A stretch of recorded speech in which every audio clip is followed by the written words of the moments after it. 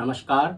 आज मैं शिव महापुराण के अंतर्गत जो द्वितीय रुद्र संहिता है उसका सती खंड, रुद्र संहिता जो दूसरा रुद्र संहिता है उसका सती खंड है, उसका 7वां अध्याय सप्तमोध्याय का पाठ करने जा रहा हूँ। भूल त्रुटि माफ कीजिए, ध्यानपूर्वक सुनिए। नमस्कार।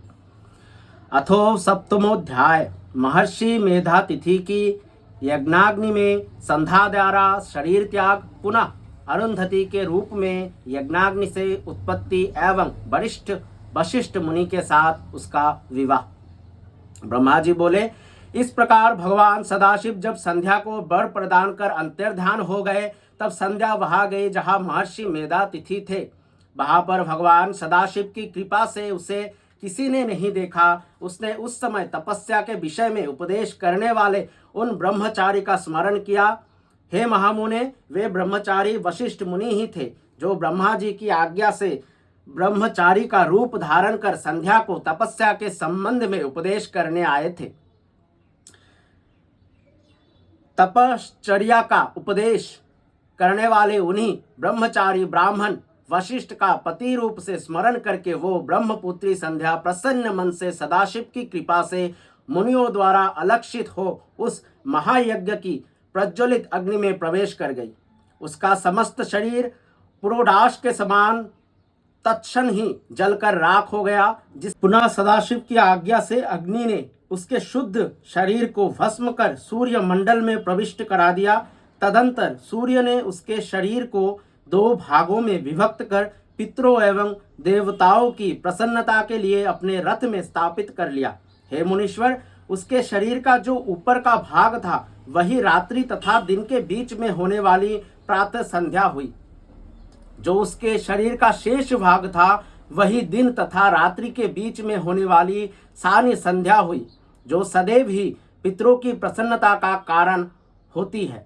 सूर्योदय के पहले जब अरुणोदय होता है तब देवताओं को प्रसन्न करने वाली प्रातः संध्या का उदय होता है। जब लाल कमल के समान सूर्य अस्त हो जाता है तब पितरों को प्रसन्न करने वाली सान्य संध्या का उदय होता है।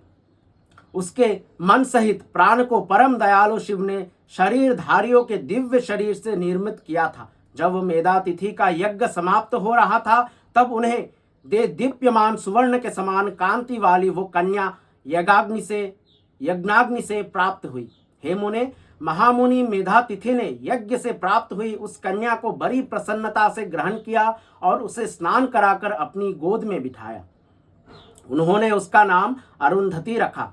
उस कन्या को प्राप्त कर वे शिष्यों के साथ बड़े ही हर्षित हुए। उसने किसी भी कारण के उपस्थित होने पर अपनी पातिव्रत्य धर्म का परित्याग नहीं किया, इसलिए त्रिलोक में उसने स्वयं ये प्रसिद्ध नाम धारण किया। ब्रह्मा जी बोले, हे सूरर्षे, यज्ञ समाप्त करने के उपरांत वे मुनि कन्या रूप संपत्ति से युक्त हो अपने शिष्यों सहित अत्यंत कृतकृत्य होकर अपने उस आश्रम में उसका लालन पालन करने लगे। उसके बाद वो कन्या चंद्रभागा नदी के तट पर श्रेष्ठ मुनि के तापसारण्य नामक आश्रम में बढ़ने लगी। वो सती 5 वर्ष की अवस्था में अपने गुणों से चंद्रभागा नदी तथा तापसारण्य को पवित्र करने लगी। ब्रह्मा विष्णु तथा महेश ने ब्रह्मपुत्र वशिष्ठ के साथ उस अरुंधति का विवाह करवाया। हे मुने, उसके विवाह में सुखदायक महान उत्सव हुआ, जिससे सभी देवता तथा मुनिगण अत्यंत प्रसन्न हुए। उस विवाह में ब्रह्मा विष्णु तथा महेश्वर के हाथ से गिरे हुए जल से शिप्रा आदि 7 पवित्र नदियां उत्पन्न हुई। हे मुने, साध्वी स्त्रियों में सर्वश्रेष्ठ महासाध्वी वो मेधा तिथि की कन्या अरुंधति वशिष्ठ को पति रूप में प्राप्त कर अत्यंत शोभित हुई।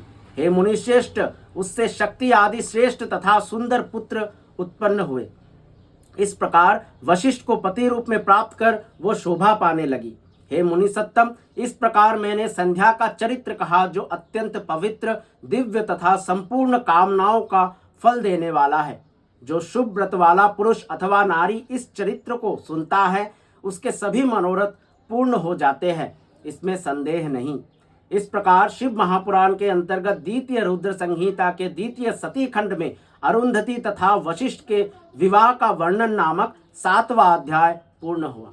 धन्यवाद। सांब सदाशिव सांब सदाशिव सांब सदाशिव सांब सदाशिव सांब सदाशिव हरि शंभु